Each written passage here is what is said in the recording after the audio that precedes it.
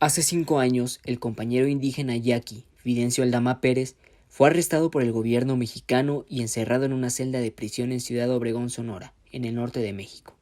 Fidencio se encuentra preso por defender el territorio yaqui, la sección Guaymas-El Oro del gasoducto Sonora, que busca atravesar el territorio yaqui y es parte de una red aún más grande de gasoductos e infraestructura energética para las grandes empresas de Estados Unidos y México. La extracción de gas y su transportación a través de la región fronteriza fue parte del despojo, saqueo y destrucción de múltiples territorios indígenas. Contra todo esto lucha Fidencio, su familia y su pueblo.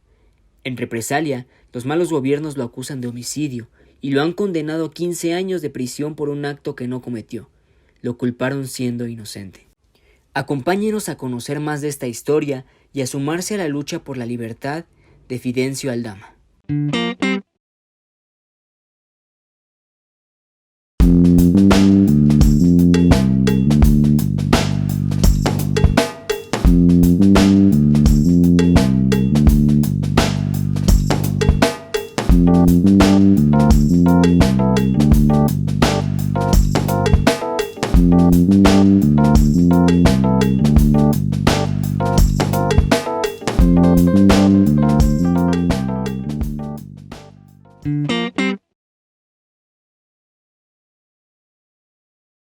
Buenos días, tardes, noches, dependiendo de la geografía y la hora en la que nos sintonicen. Bienvenidas y bienvenidos a la comuna. El día de hoy vamos a estar hablando con Roberto, que es en este momento el abogado que está llevando el caso de Fidencio Aldama con relación al caso de Loma de Bacum en Sonora, que pertenece también al colectivo de los otros abogados que también están llevando este caso. Y con Carmen García, que es activista y defensora de la tierra en Loma de Bacum. Es para mí pues un honor poder estar en este momento hablando con ustedes y realizando esta entrevista. He seguido el caso de Fidencio y lo que está pasando en Loma de Bacum desde ya tiempo y me parece que es un tema fundamental, ¿no? Para conocer las luchas que pasan en todo el país, sobre todo estando en la capital, que muchas veces se deja a un lado las luchas que están en el norte y en otras geografías, ¿no? Entonces es bien importante y pues agradezco mucho su presencia en este lugar para seguir pues dando a conocer lo que sucede en Loma de Baco. Para empezar este primer bloque, me gustaría preguntarle, Carmen, ¿usted nos podría dar como una breve, pues sí, contexto de qué es lo que está sucediendo en Loma de Bacum y qué es lo que ha sucedido en el pasado?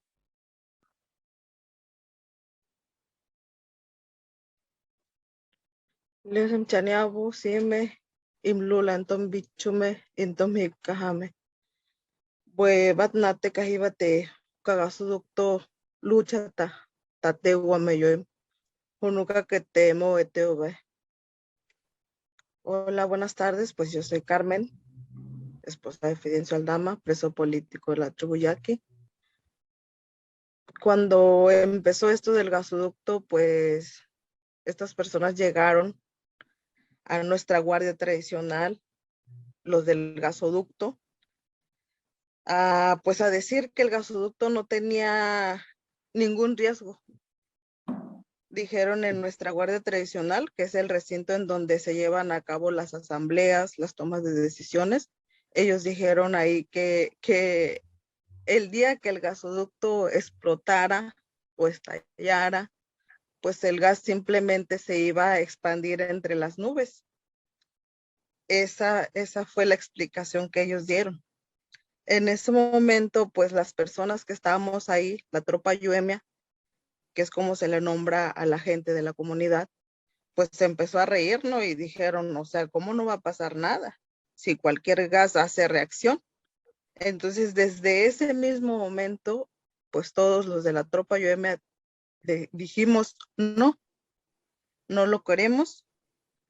Después de eso, pues los yoris se fueron. Los yoris, pues son el hombre blanco, las personas que pues no son de nuestra sangre, que no hablan nuestra lengua, pues se fueron. Cuando empieza todo esto, las mujeres de mi comunidad, son las que pues empezaron a ver cuál era el riesgo. Empezaron a buscar un análisis del contrato. Se hizo ese análisis del contrato, un análisis de riesgo, y en el análisis del contrato se vio que pues esta empresa, Sempra Energy de Yenova, nos quería despojar pues, de nuestro territorio. Y ahí es donde pues los hombres dijeron, pues no lo queremos. Fue cuando ya toda la tropa se unió y dijeron, no lo queremos. Se hizo una reunión aquí en mi comunidad de Loma de Bacum, donde vinieron todos los 8 pueblos. En esa reunión se quedó de acuerdo que no íbamos a aceptar el gasoducto. Después de esta reunión, el gobierno del estado de Sonora, la gobernadora Claudia Pavlovich y esta empresa Sempra Energy de Yenova, pues los buscó, a los 8 pueblos los buscó, los compró con carros nuevos, con dinero, y fue cuando ya ellos ya sí quisieron el gasoducto. Se pusieron a favor del gasoducto, se pusieron a favor del estado. Fue cuando se planeó, ellos planearon el venir a atacarnos el 21 de octubre del 2016. Los 8 pueblos yaquis vinieron, eran alrededor como de 400 o 500 personas las que atacaron mi comunidad, mi guardia tradicional, y desgraciadamente ahí pues matan a Cruz Buitimea Piñas y culpan a Fidencio Aldama Pérez de este asesinato. Después de este pues conflicto que se armó el 21 de octubre de 2016, pues nuestra autoridad dijo, pues nosotros queremos saber quién en realidad es el culpable, porque pues Fidencio no lo es, ¿no? Entonces ellos lo que hicieron fue hablarle a Fiscalía para que ellos vinieran a hacer entrevistas un 27 de octubre de 2016. Esa tarde, pues todas las personas que estuvieron el 21 de octubre asistieron a estas entrevistas. Cuando Fidencio sube al móvil que se llama Hércules y dice su nombre, lo que hacen los policías estatales, investigadores, es que se lo llevan cuando él da su nombre. Aún está un cable del cual ellos estaban conectados agarrando corriente para el auto, para este auto pues móvil que ellos traían. Y ni eso no les importó, se fueron y dejaron hasta el cable ahí. Cuando llegan a Obregón, pues bajan a la compañera Anabela Carlón, que en este caso era la traductora que estaba ahí en ese momento con Fidencio, y un abogado que se llama Merardo Osuna, que pues estaba como abogado. Pero a final de cuentas ellos no hicieron nada porque los bajaron ahí en Ciudad Obregón y a Fidencio se lo llevaron a la Procuraduría de Justicia del Estado, de ahí de Ciudad Obregón, y ahí es donde pues a Fidencio lo hacen firmar papeles. Él les pregunta pues a los policías estatales para qué son los papeles, y pues lo único que le contestan es que todo va a estar bien, que él nada más firme esos papeles, que todo va a estar bien. Y pues desde ahí, desde el 27 de octubre, se lo llevan al reclusorio de aquí de Ciudad Obregón, al Cerezo de Ciudad Obregón. Y pues desde ahí, desde el 27 de octubre, pues está preso, siendo inocente.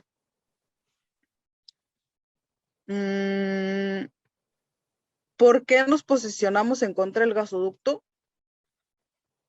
Pues por lo que acabo de mencionar, que ellos querían despojarnos de nuestro territorio, y para nosotros, como yaquis, pues nuestro territorio es lo más sagrado que tenemos, porque en ese territorio, en esta tierra, en este monte, pues murieron muchos de nuestros ancestros, pues al pelear también por ese territorio. Entonces, ese territorio es sagrado porque ahí derramaron su sangre, pues nuestros ancestros. Y por eso es que, pues nosotros siempre estaremos en esta lucha por nuestro territorio. Si se me olvidó algo, pues igual pregúntenme. Sí, claro. Muchas gracias, Carmen. Yo quería justo preguntarte, ¿desde hace cuánto es que esta empresa Synergy intentando entrar a las comunidades? Esto empezó en 2014. En 2014 empezó y ellos llegaron así, como digo, o sea, queriendo contarla bonito, ahora sí como dicen, pero pues nosotros, aunque seamos indígenas, no somos tontos, ¿no? Sabemos, pensamos, razonamos y pues luchamos sobre todo. Entonces a nosotros no nos, como dicen por acá, a nosotros no nos van a hacer pendejos, ¿no? Entonces, pues nosotros sabemos lo que en realidad pasa, ¿no? Y siempre, siempre nosotros como yaquis, y me imagino que también como indígenas, nunca vamos a confiar en el Yori, en el hombre blanco, nunca, menos en el gobierno.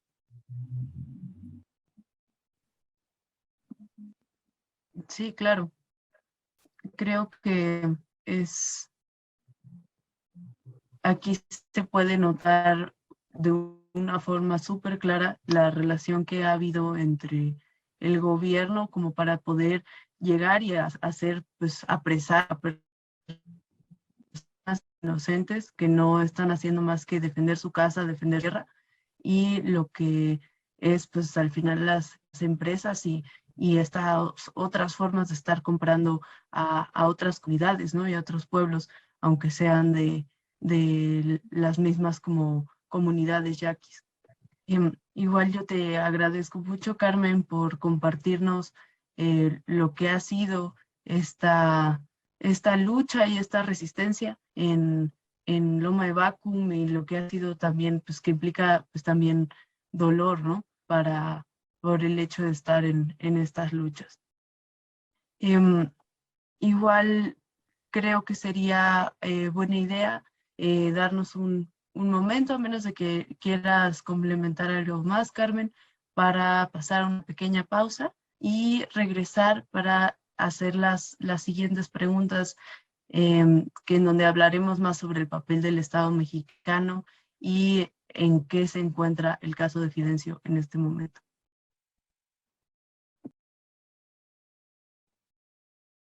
Pues recalcar que Fidencio, ese día que pasó lo del 21 de octubre, pues él estaba como vigilancia o policía comunitaria y pues él portaba un arma calibre 45. Y en la autopsia pues de Cruz Witimea Piñas pues sale una calibre 22. Entonces es algo muy injusto lo que está pasando y ya son 5 años y Fidencio no está libre, siendo inocente. Entonces es mucha la represión que él ha tenido nada más por defender el territorio o nada más porque estamos pues en contra de este gasoducto que pues nos quieren imponer. Nada más eso.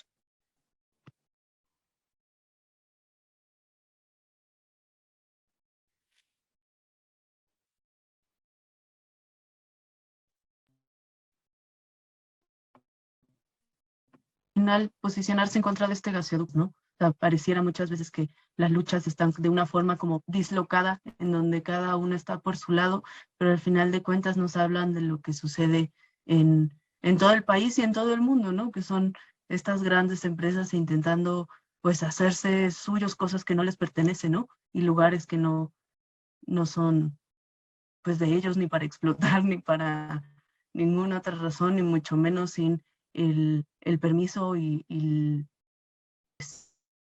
forma de decir, pues muchas gracias. Yo creo que vamos a una breve pausa y regresamos. En conmemoración al 8 de marzo, en la comuna recuperamos algunos testimonios de mujeres que habitan en la Ciudad de México. Hola, soy Quetzali, soy psicóloga en proceso y bailarina profesional en proceso. Para mí ser mujer es ser valiente, ser resiliente, ser orgullosa de ser lo que somos, ser comprometida, trabajadora, ser todas las cosas buenas y bonitas que existen, pero también significa salir con miedo de la casa, salir preocupada de si vas a llegar o no con esas personas que quieres, estar en contacto con esas amigas, mandar ubicación todo el tiempo, mandar mensajes. Yo cuando venía aquí tuve que mandar mi ubicación en todo tiempo a una amiga por el miedo de si llegaba a mi destino o no llegaba a mi destino. El sentirme segura es casi imposible estando aquí, estando en las situaciones en las que estamos. Puedes salir en pants, puedes salir con falda, puedes salir lo más desarreglada si tú quieres posible, y aún así eso no implica que no regreses a tu casa. Ser mujer es ser valiente. Hola, mi nombre es Janet Adriana y para mí ser mujer es ser valiente, es ser espontánea, libre, pero sobre todo divertida y feliz. Hola, soy Renata Castañeda. Ser mujer para mí es muy bonito, pero al mismo tiempo es vivir con miedo de que sea nuestro último día. Sobrevivimos día a día de la inseguridad que hay en nuestro país. Bienvenidas y bienvenidos de vuelta a La Comuna. En este episodio estamos hablando con Carmen García y Roberto sobre las resistencias que están habiendo en este momento en Loma de Bacum y sobre cómo se está organizando la liberación o en qué va el proceso del compañero Fidelcio Aldama, que está injustamente preso en este momento en Sonora, en Ciudad Obregón exactamente, debido a que se le acusa de un asesinato que él no cometió y que tiene que ver con una forma de represión a las defensas del territorio en Loma de Bacum. Con respecto a esto, me gustaría preguntarle a Roberto, ¿cuál ha sido el papel del Estado mexicano en esta represión y cómo es que han buscado impedir que sigan y continúen las resistencias de Loma de Bacum a este gasoducto? Sí, pues es interesante esa pregunta porque el papel del Estado en este tipo de problemáticas ha sido siempre el mismo. Decimos nosotros, es el mismo modus operandi del Estado, ¿no? Echar a andar proyectos, megaproyectos que van a afectar a las comunidades, a los pueblos y que los van a despojar de sus recursos naturales. Y en el caso en concreto, ¿no? En 2012, la empresa Sempra Energy, pues firmó un contrato con la Comisión Federal de Electricidad para la construcción del gasoducto Sonora, que va a tener 835 kilómetros, ¿no? Ese es ya, lo está permitiendo el Estado a través de ese contrato. En 2013, pues esta empresa obtiene de la Comisión Reguladora de Energía el permiso para construir el tramo Guaymas-Celoro, ¿no? Y ahí te das cuenta claramente cómo el Estado mexicano, el gobierno federal, está avalando este tipo de proyectos, ¿no? De entrada, bueno, al final lo hacen ver como un problema de las comunidades, unos que quieren el proyecto porque dicen que les va a beneficiar y otros que se oponen porque saben que es un proyecto, como decimos nosotros, que atenta contra la vida, ¿no? Y entonces, ahí el Estado empieza a jugar ese papel, como, pues ahora sí por debajo del agua, ¿no? Pero en realidad aquí vemos claramente cuando autoriza ese tipo de proyectos que atentan contra la vida, pues está claramente actuado. Y bueno, pues el gobierno del Estado, pues lógicamente que se va a plegar a esos dictados por parte del gobierno federal.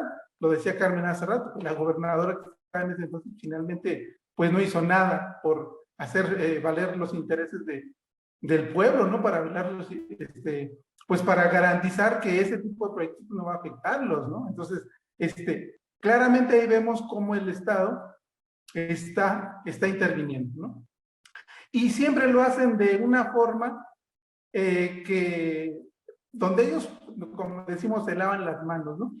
Ellos, cuando ven una oposición, en este caso, como el pueblo de Loma de Bacum, pues finalmente, pues hacen lo de siempre, compran conciencias, prometen beneficios a gente que tiene dudas al respecto y dicen, pues bueno, ustedes si se muestran a favor de ese proyecto, pues van a tener ciertos beneficios, ¿no? Y al final, pues los están cooptando para que los pueblos, la gente que va a ser afectada y que ellos en su momento no lo saben, pero con ese tipo de promesas, pues los convencen y empiezan a crear un grupo a favor del gasoducto que va a confrontarse con los que están conscientes de que ese proyecto atenta contra la vida. Y entonces pone a dos grupos antagónicos, unos que sí quieren el gasoducto y otros que no lo quieren. Y pasa lo que pasa el 21 de octubre, ¿no? O sea, convocan a una asamblea los que están a favor del gasoducto para quitar a una autoridad que está en contra de ese gasoducto. Como les estorbaba, dicen, vamos a ponerlo para que obviamente quien esté apoye ese proyecto. Y es ahí donde empieza el conflicto. Es ahí donde se da el enfrentamiento, pero ellos previamente ya se han puesto de acuerdo, ¿no? Entonces, el pueblo de Loma de Bacum en 2015 se reúne y dice, no queremos nosotros que pase por nuestras tierras este proyecto. Y se oponen y a partir de ahí empieza la resistencia, ¿no? Pero bueno, el gobierno, pues como al ver esta negativa, la resistencia del pueblo, empieza a comprar esas voluntades. Y es donde surge ese grupo al cual pertenecía la persona que fallece, ¿no? Entonces, prácticamente vemos cómo ellos arman todo. Tienen todo para darle para mostrar otra cara distinta a lo que en realidad son las cosas. Son intereses que ellos están protegiendo y lo disfrazan con un enfrentamiento entre gente de los pueblos. Cuando vemos claramente la mano del Estado, la mano del gobierno federal y la mano del gobierno estatal. Entonces ahí vemos cómo el Estado sí tiene responsabilidad en estos hechos y que aparentemente lo disfraza de otra forma. Pero no, eso no es solo un asesinato de una persona. Ellos crearon ese grupo opositor, ese grupo a favor del gasoducto para confrontarlo con los opositores.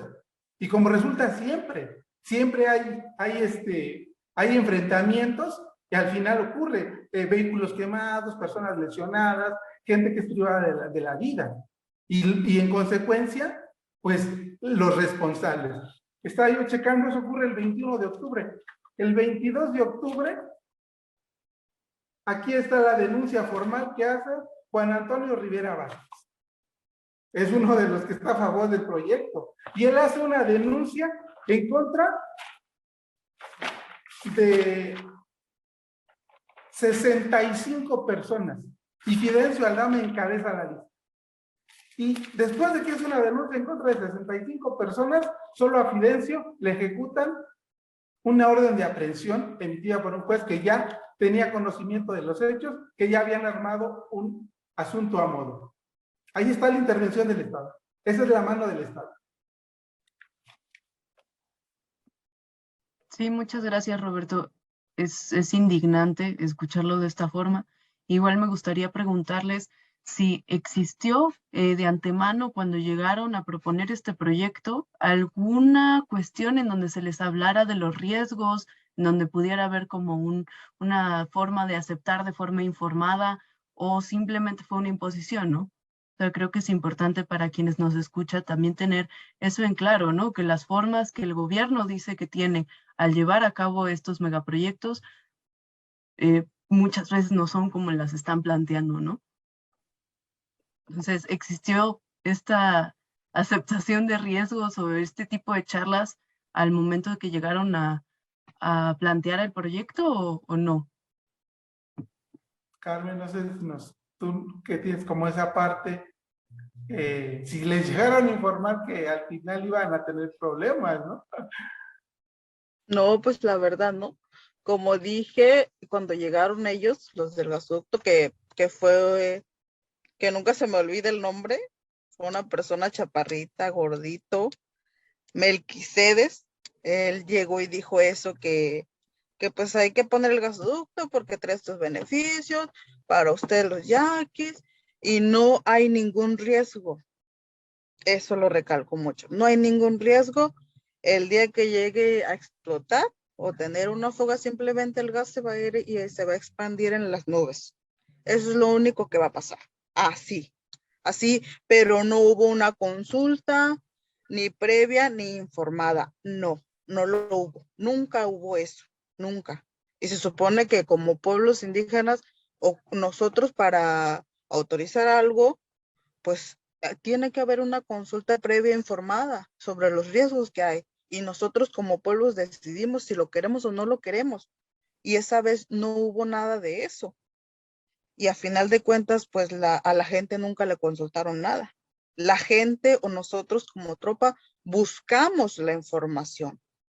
Y así es como supimos que pues el gasoducto no era bueno para nosotros, ni porque había riesgos, y aparte pues lo que era lo más importante, que pues nos iba a despojar de nuestro territorio. Entonces no hubo una consulta previa ni informada tampoco.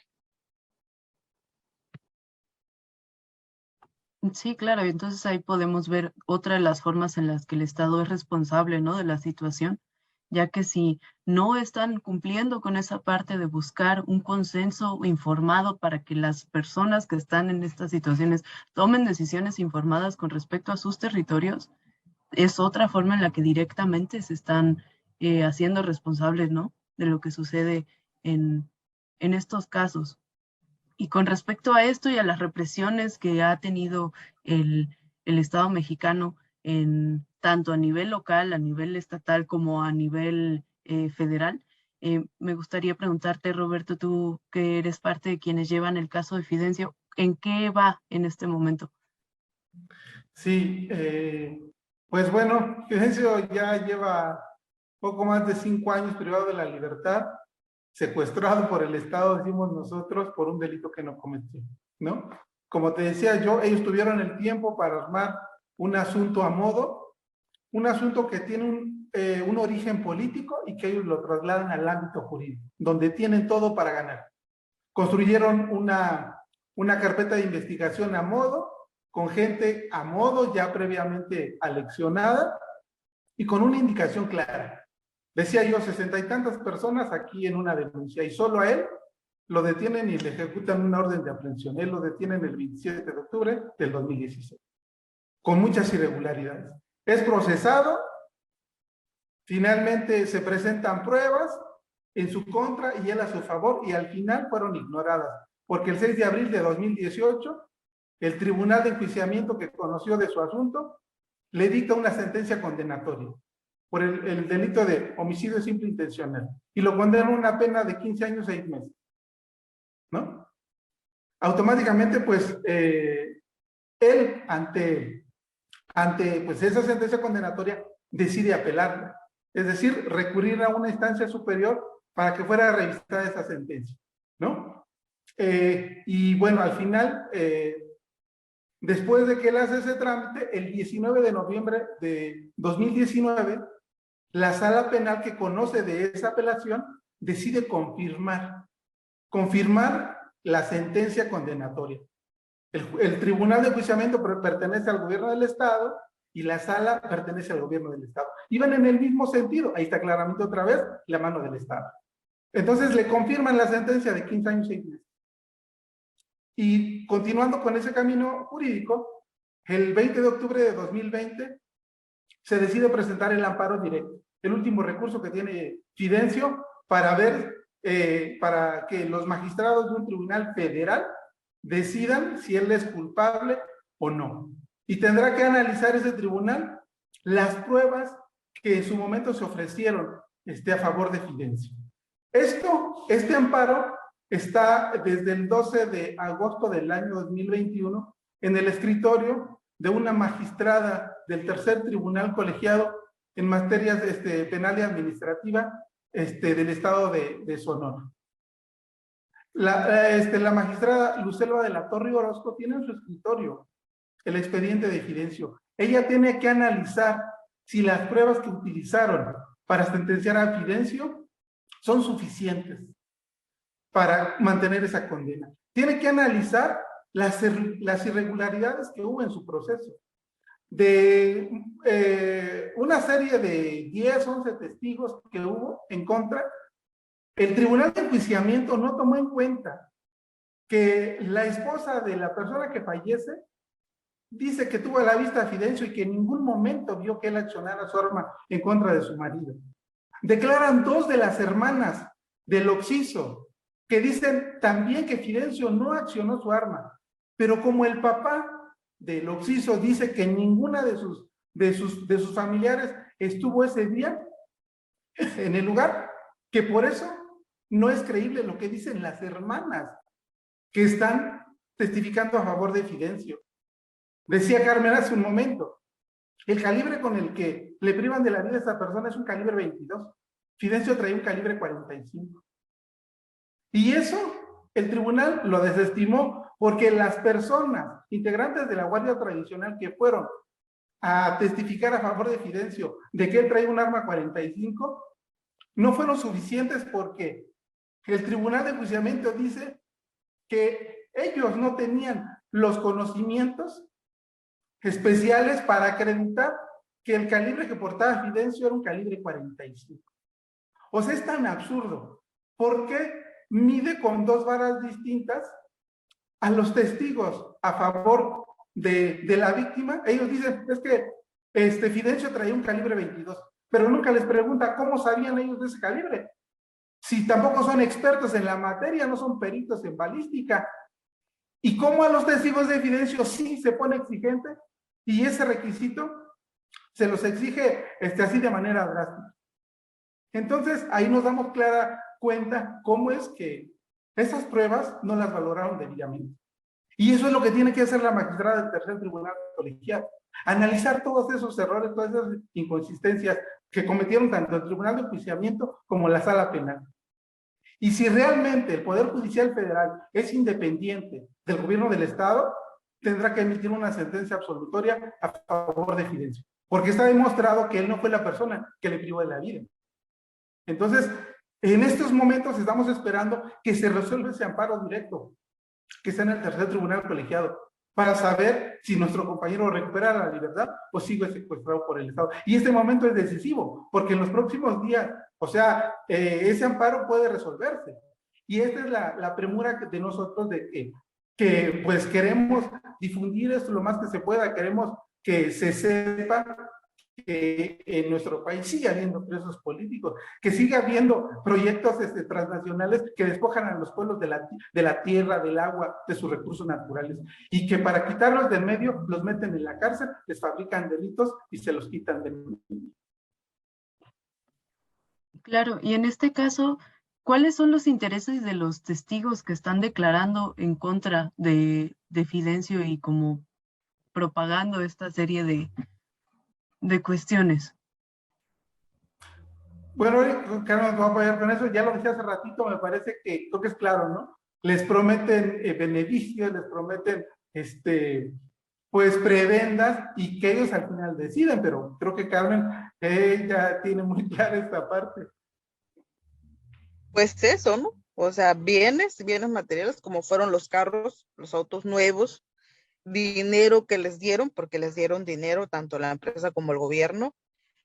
Por ejemplo, en el caso de Fidencio, ya que pasó lo del juicio y todo esto, pues nosotros, por personas de ahí, de la comunidad de Loma de Guamóchil, que es la comunidad de donde estaban la mayoría de los testigos en contra de Fidencio, pues nos dijeron que a cada persona que declaró en contra de Fidencio les dieron 5,000 pesos. Entonces, ¿cómo puede ser que una persona por 5,000 pesos mienta para que alguien inocente esté en la cárcel?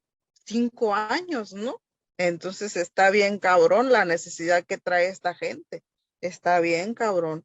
El venderse por 5,000 pesos, vender su dignidad como persona, y pues para que alguien más, siendo inocente, esté en la cárcel por muchos años, pues estamos bien jodidos, ¿no?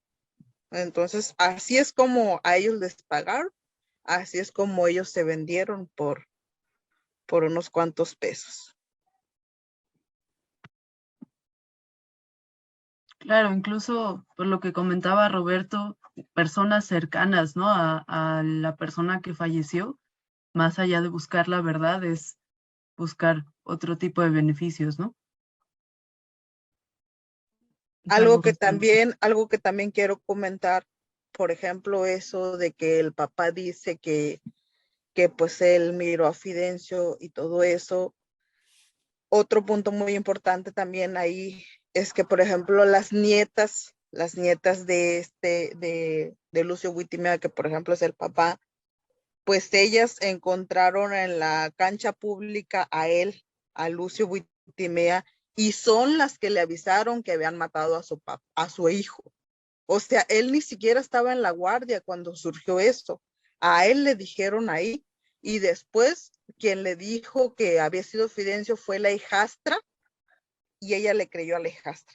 O sea, él no miró cuando mataron a Cruz Wittimea Piña. Él no miró si fue o no fue Fidencio. Simplemente él siguió por lo que dijo su hijastra. Entonces, ahí también, pues a él también le pagaron, pues. O sea, la mayoría de las personas que estuvieron ahí fueron pagadas. Algunas les pagaron por 200, 300 pesos por venir a pelear aquí a la guardia, pero también les dieron droga, les dieron cerveza, o sea, ellos estaban comprados con vicios. Entonces, estamos muy mal, o sea, estamos muy mal como tribu, pero pues, ¿qué le vamos a hacer? Lo único que nos queda es que pues nosotros seguimos en esta lucha.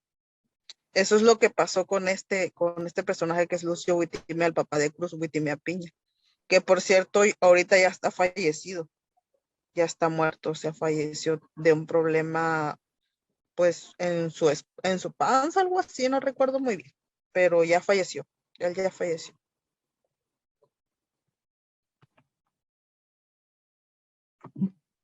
Sí, pues les agradezco el compartir esta situación. De todas maneras, me parece que es fundamental recargar una vez más que este no es un problema entre las comunidades, ¿no? Que este es un problema que está alentado por el Estado mexicano, que fue creado por el Estado mexicano y pues con los intereses de las empresas transnacionales que están buscando saquear el territorio, ¿no? El territorio de las comunidades y de todo el país, a final de cuentas, ¿no? Es el perpetuar los megaproyectos de muerte en esta forma y en muchas otras, aunque eso implique llevarse pues entre las patas a personas inocentes, ¿no? O sea, es poner el deseo de ganar dinero por encima de la dignidad y de la vida humana, ¿no?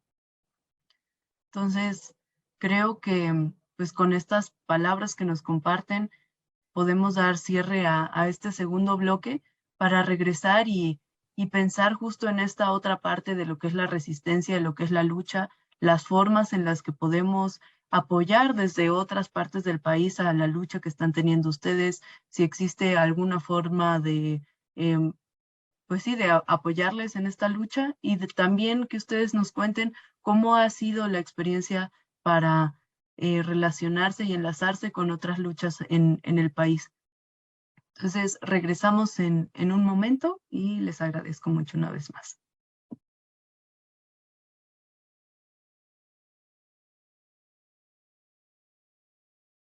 Me da mucho coraje, me da mucha angustia, me da mucha vergüenza que el no poder salir vestida como me gusta, con una falda, con un vestido, ya que muchos hombres me lanzan piropos, en el cual me hacen sentirme insegura y con miedo a caminar sola por las calles vestida así. Creo que en México el machismo y la violencia contra la mujer es impactante, es algo que debe acabar y sobre todo creo que nosotras como mujeres tenemos el poder de cambiar eso. Tantos movimientos, tantas marchas, creo que hacen la diferencia y sobre todo brindarles a las nuevas generaciones un mundo y un México sin violencia y con igualdad de género sobre todo. Es muy complicado, es muy complejo poder describir lo que pienso porque es una situación tremendamente fuerte. Bueno, las mujeres sí estamos unidas y creo que sí ha habido, a lo mejor y no cambios muy grandes, pero sí ha habido. Sin embargo, siento que en la mayoría del mundo, al menos incluso hablando de mi país, siento que muchas personas incluso todavía están muy rezagadas en ese tipo de pensamiento machista y esa violencia que ejerce sobre la mujer. Y no solo es hombre hacia mujer, o sea, es hombre hacia hombre. yo en mi carrera de psicología pensaba que, o bueno, mi pensamiento general era que los hombres solamente agredían a las mujeres. Entrando a estudiar psicología tuve materias que me ayudaran a entender que no solo nos agreden a nosotras, o sea, hay muchos hombres que también están pasando por ese tipo de violencia, pero ¿quién genera esa violencia? O sea, son ellos mismos y es muy complejo hablar de esto y darte cuenta que a lo mejor y tú cuando mueras no vas a ver estos cambios que realmente quieres. Sin embargo, creo que es muy padre poder contribuir a esto y que en muchos años se vea el reflejo de todo lo que hemos estado haciendo, poco, mucho, pero hemos estado haciendo. Y pues no puedo decir que ya se tenga que parar porque es un cambio de mucho camino, mucho proceso, mucha lucha, pero sé que lo vamos a lograr algún día y al menos en lo personal espero que tu papá, tu abuelo, tu amigo, tu compañero, llamándose del sexo opuesto hacia mí, algún día comprendas el por qué hago lo que hago, el por qué hago lo que hago, el por qué quiero que me dejes ir a las marchas, el por qué no quiero que me trates de esa forma o hables de esa forma y que lo dejes de ver como ofensa y que me veas como tu igual, ¿sabes? Porque aparentemente tú no te das cuenta de cómo me tratas, pero sí me haces menos y quiero que eso acabe hoy o mañana y que tú a tus futuras generaciones también se los cuentes. Regresamos a este tercer bloque con la entrevista con Carmen García Roberto sobre lo que está sucediendo en Loma de Bacu. Y para terminar, recordando un poco lo que comentábamos en el bloque anterior y las formas que ha tenido el gobierno mexicano para cooptar estas otras comunidades y estas otras luchas para hacer cumplir lo que se busca con el extractivismo. Me gustaría preguntarles cómo es que se han relacionado y cómo es que se han fortalecido en estos procesos de lucha. ¿Han tenido contacto con otras experiencias en el país o cómo ha resultado esta otra parte?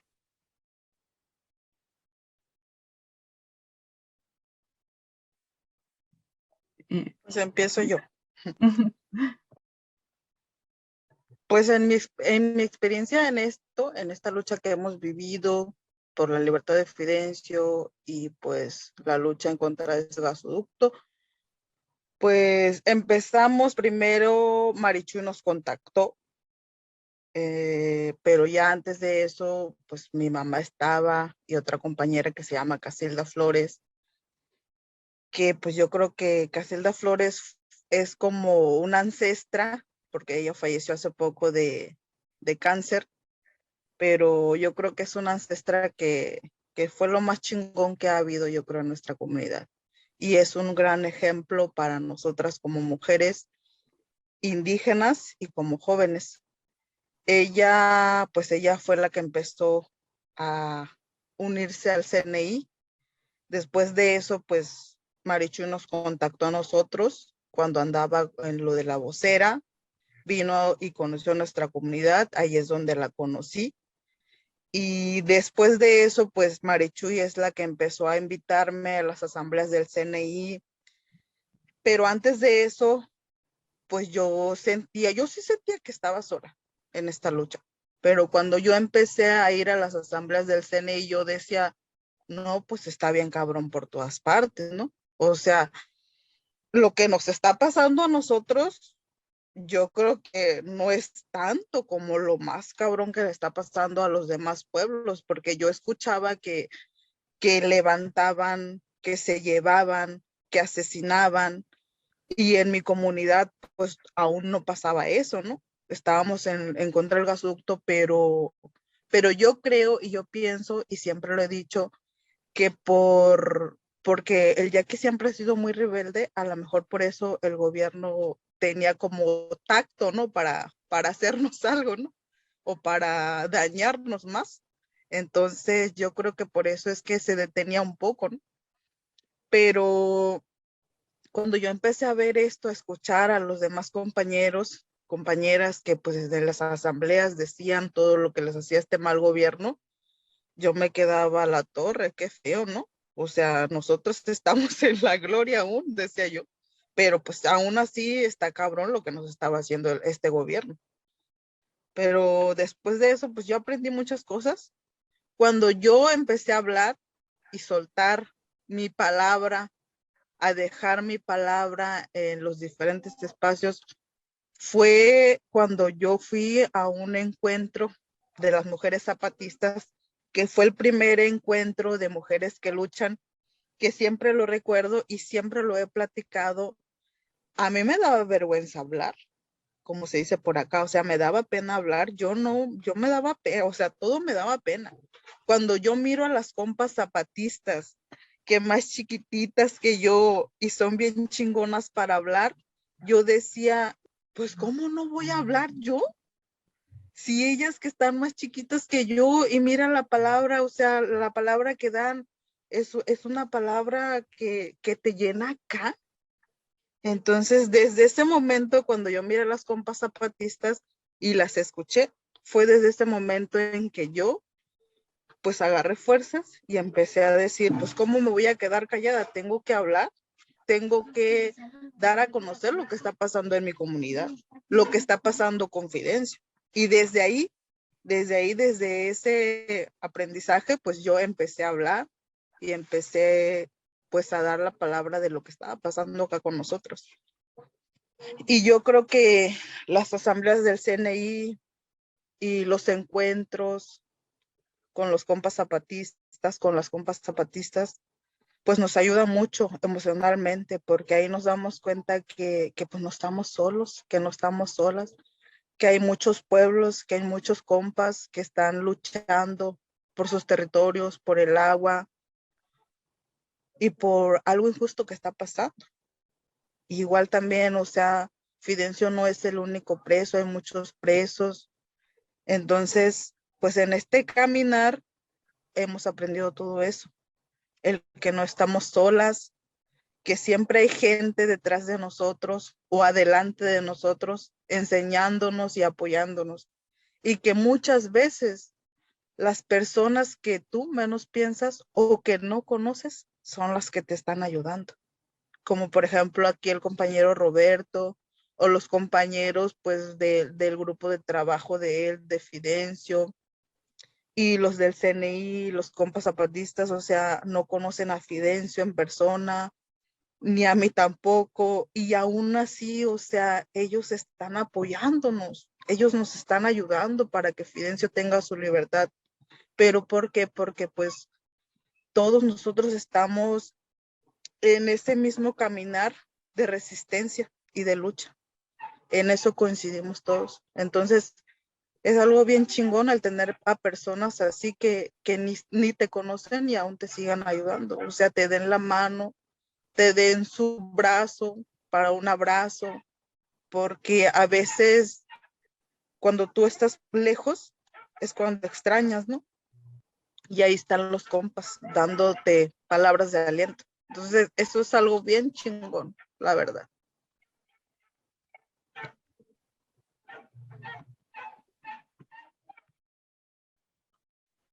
Sí, al final creo que es la forma de entretejer las luchas, ¿no? De tejer nuevos vínculos, tanto para un apoyo emocional, que también nos hace ver que no somos las únicas y los únicos que están interesándose, que están luchando, que están intentando frenar, ¿no? Este mal gobierno y estas empresas es fundamental, ¿no? Esta unión con otras luchas. Roberto, ¿cómo ha sido tu experiencia con relación a esto? Tú que provienes de otro colectivo, ¿cómo llegaste por acá? Sí, dice Carmen y escucho pues lo que ha experimentado, lo que ha vivido a raíz de esta etapa tan difícil que le ha tocado para pues obtener la libertad de Fidencio. Y recuerdo pues que los mismos zapatistas dicen, ¿no? O sea, el objetivo de conocer otras luchas es para que una lucha no esté más aislada, ¿no? y que se conozcan esas resistencias, esas rebeldías, y que te permita articularte y juntos resistir y luchar, ¿no? Porque lo que quiere el gobierno, lo que quiere pues las empresas transnacionales es que estemos separados, que estemos divididos, y así es como acaba y aniquila a los que abajo resisten. Entonces, mi paso pues ha sido como desde desde este aspecto legal, ¿no? Desafortunadamente, y lo digo así, para mí pues me toca participar originalmente después de lo del contexto de Atenco, ¿no? O sea, 2006 a mí me marca porque pues yo tenía un año prácticamente de estar ejerciendo mi carrera cuando pasa lo de Atenco, y al final pues yo tuve la fortuna de no ser detenido y de esconderme, ¿no? Porque yo estaba en Atenco ese día que entró la policía, y cuando yo miré a los compañeros que habían estado conmigo en una barricada resistiendo, cuando los vi detrás de la reja del penal de Santiaguito, yo dije, yo pude haber estado. Y a partir de ese momento yo me incorporo a la lucha de Atenco, y pues nos lleva todo este proceso. Participo con otros compañeros abogados en la defensa de los presos políticos, y eso es lo que marca para mí, pues lo que viene después en mi militancia y en el ejercicio de mi profesión, ¿no? Participamos hasta el final con la gente de Atenco, y después acompañamos otros procesos de detenidos en otros contextos, ¿no? De otros compañeros que resistiendo, pues también en contra del mal gobierno, pues han sido detenidos, secuestrados, privados de la libertad, ¿no? Entonces, a partir de ahí, pues nuestro aporte ha sido desde el ámbito jurídico, acompañando pues los procesos legales, defendiendo a los presos políticos, y pues bueno, nos pasó con Luis Fernando Sotelo, con Miguel Peralta Betanzos, y ahora pues con el compañero Fidencio, pues que estamos en esta campaña para obtener su libertad. Y pues así es como nos hemos ido conociendo. Bien decía Carmen, pues a veces pues unos resisten en el norte, en el sur, en el centro, no nos conocemos, pero nos hermana pues el saber que nos están despojando pues de múltiples cosas, ¿no? Y que eso es lo que sin conocernos nos lleva a resistir, a unirnos y estar como estamos en este momento, ¿no? Pues luchando por la libertad de un compañero que se opuso a un proyecto de muerte, que resistió, y que su castigo es haber sido secuestrado por el Estado, es ser encontrado responsable de un delito que no cometió, por resistir, por oponerse a un proyecto que va a afectar a su comunidad. Entonces, pues ese ha sido nuestro caminar, y aquí estamos en esta, pues resistiendo y luchando por la libertad del compañero Fidencio en estos momentos. Sí, recordar una vez más que en el México del día de hoy hay muchos presos políticos, no es una cuestión del pasado, pues sigue siendo una problemática actual, y el caso de Fidencio nos demuestra muy claramente los mecanismos en el que el Estado mexicano opera, ¿no? Para lograr este tipo de, pues sí, de estrategias de represión en contra de las comunidades y los pueblos. Ya para terminar, me gustaría preguntarle si hay alguna red social, en algún lugar que podamos apoyar, conocer más sobre el caso y apoyar pues en la forma en la que sea posible. Sí, de hecho hay una página que es donde está contenida toda la información, la actualización, pues prácticamente desde que se origina esto hasta estos momentos, es fidencioaldama.org. Ahí van a poder encontrar pues la actualización del caso de Fidencio, las formas de poder participar, de poder solidarizarse, de las formas que ustedes puedan, económicamente, políticamente, o sea, apoyando en la difusión del caso de Fidencio para obtener su libertad. Pues ahí participamos varios compañeros pues que estamos apoyando esta iniciativa, y que bueno, pues ahí es como se pueden enterar del día a día de lo que va aconteciendo, pues para abonar a obtener la libertad del compa Fidencio, ahí en fidencioaldama.org. De todas maneras, vamos a dejar en el link del video en YouTube el link a la página para que puedan acceder y directamente puedan apoyar de la forma en la que puedan y estén sus posibilidades hacerlo. Las dejamos en la descripción y una vez más les agradezco mucho. No sé si tengan algunas últimas palabras que quieran compartirnos antes de cerrar. Carmen. Primero las damas. Pues que nos ayuden a difundir, a compartir, a exigir sobre todo la libertad para Fidencio, porque la verdad ya son muchos años, 5 años, y pues siendo preso y pues siendo inocente, o sea, está bien cabrón. Entonces, imagínense cómo está él allá adentro. Hay veces que pues dice él que ya no aguanta, pero pues, ¿qué podemos hacer? Pues, si este mal gobierno es lo que está haciendo para reprimir todo lo que pues, lo que quiere quitar, ¿no? A las personas pues que luchan. Entonces, pues que nos ayuden a difundir y a exigir la libertad para Fidencio. Pues sí, yo básicamente agradecerles el espacio, la oportunidad que nos están brindando para difundir pues un caso más de encarcelamiento injusto, de represión política en contra de un indígena yaqui, de un luchador social, de un opositor a los megaproyectos, para preservar su tierra, su comunidad. Entonces, y pues que sepan todos los que muchos son apáticos, muchos dicen, pues a mí no me importa, no me interesa, pero pues que solo dejar en claro que en la actualidad sigue habiendo presos políticos y que va a seguir habiendo mientras haya resistencia y rebeldía a los proyectos de muerte del gobierno. Eso no termina, ¿no? Mientras haya oposición, mientras haya resistencia, va a haber encarcelamientos políticos. Entonces, pues, no quisiera decirlo así, pero estamos en una línea muy delgada. Cualquiera puede estar detenido en cualquier momento y sabemos que el Estado se caracteriza por la fabricación de delitos, por la fabricación de culpables. Entonces, pues nos queda más que resistir, apoyarnos y pues no permitir que sigan ocurriendo este tipo de injusticias en nuestro país. Les recuerdo una vez más que aquí en el link les vamos a dejar aquí en la descripción les vamos a dejar el link para que puedan apoyar, informarse más sobre este caso y ayúdenos a difundir en todas las redes sociales, tanto en Instagram como Facebook, en Twitter, y si tienen amistades o familiares a quienes les puedan interesar y a quienes puedan compartir este material, les agradeceríamos mucho. Y pues con esto damos fin a este episodio de La Comuna. Nos veremos próximamente. Tendremos otros capítulos con relación a otras luchas que es importante difundir. Y hasta luego. Chao, que estén bien. Adiós, muchas gracias. Hasta pronto, gracias. Hasta pronto, chao.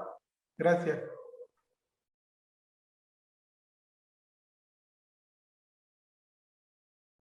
Una marcha nutrida, una marcha con muchísimas formas de ser mujer, muchas jóvenes, mujeres maduras, mujeres mayores, pero también muchas niñas. Y me llama la atención un grupo de ellas, eran 4 o 5 mujeres, 3 niñas, y estaban con un cartelón en el que pedían justicia para Jocelyn Peralta, que fue asesinada el 16 de octubre del 2015. La niña más chica quizá tendría unos 7 años. Esto significa que lleva todo lo que sabe de vida, luchando, pidiendo justicia. Cada consigna se la sabía y todas las bailaba y gritaba. Y pues es muy significativo que en este país todas las mujeres sepamos que no estamos solas. Pues al principio estaba muy nerviosa, pero todo salió bien hasta que llegaron unos policías y nos asustaron. Y yo quería llegar hasta el Zócalo, pero nos lo impidieron. Pues el ver que todas gritaban y todas cantaban O había una señora que estaba, llevaba como una lona y en donde traía una foto de su hija, porque no la encontraba. Vamos a seguir luchando por nuestros derechos y que estamos haciendo estas marchas para que la próxima generación pueda crecer libre y sin miedo. Ni una más, ni una menos. Ni una más, ni una menos. Ni una más, ni una menos. Ni una más, ni una menos.